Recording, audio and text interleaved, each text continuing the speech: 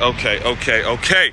As Juan Crookshank, your one and only Move Swiftly speaker, checking in for a daily Move Swiftly thought, giving you a perspective on teamwork that you will not get anywhere else.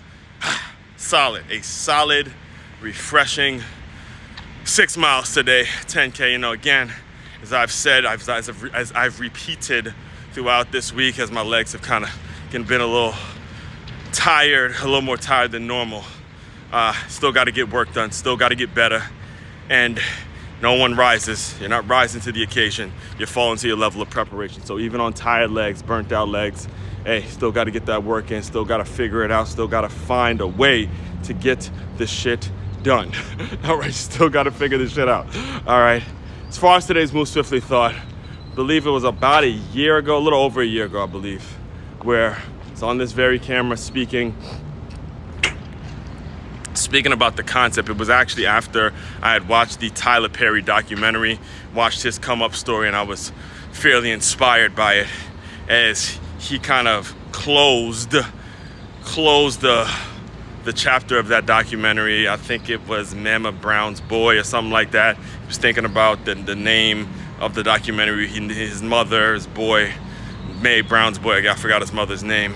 But he said, as far as Tyler Perry's success, he said that the audience decides, folks. The audience ultimately decides. When you put your stuff out there as frequently as you possibly can, and you're doing everything in your power to get people to believe in what you're about, to get people to buy into what you're doing. And I say people, I'm not necessarily meaning a whole lot of people. I'm more so meaning, yes, a whole lot of people, but more so the right people. More important about quality than quantity. The audience ultimately decides. And when he said that, it struck a chord with me, obviously remembering it a whole year later, bringing it back up. And it's actually the topic of today's Move Swiftly thought, because I don't normally check the emails that I get from YouTube, but I just so happen, because I believe sometimes they'll go into like the spam or the promotions tab, and I don't normally check those. I don't have a habit of checking it, but yesterday I just happened to look at the email that YouTube sends all of us as content creators, and it basically had the month-to-month review, has the month-to-month review of what's been going on with the channel, the analytics, what's been liked, what hasn't been liked, the comments, all that kind of stuff, and just all the analytical stuff that YouTube brings in the kind of that back office, the back studio.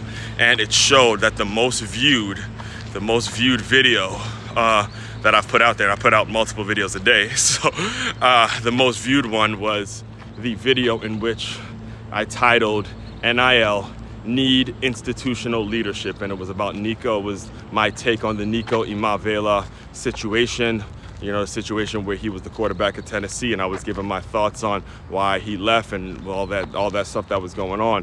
And it's so crazy because actually it's a couple weeks ago, actually my girl told me, she goes, I've noticed that when you talk about football, when you talk about college football specifically, you get the most views when it comes to that. And then it leads into, I've actually posted about this yesterday, leads into the channel that I have when it comes to Film Session Saturday. One of the goals I do have eventually to become a play-by-play announcer for college football games. And, that's kind of me being in the ideal state, because I get in front of more business owners to work the employee development system that I've created for business owners and things like that. So all of that stuff starts to get clear and especially when you get emails like that, where you start to realize, look, the audience ultimately is going to decide. It dictates your next move. So as I close you out, as far as today's Move Swiftly thought, the main thing you got to take away from all of this is make sure you're staying in alignment with your main thing and you are hearing the feedback. And it's not always going to be about necessarily what's paying you directly. It's going to be about who's paying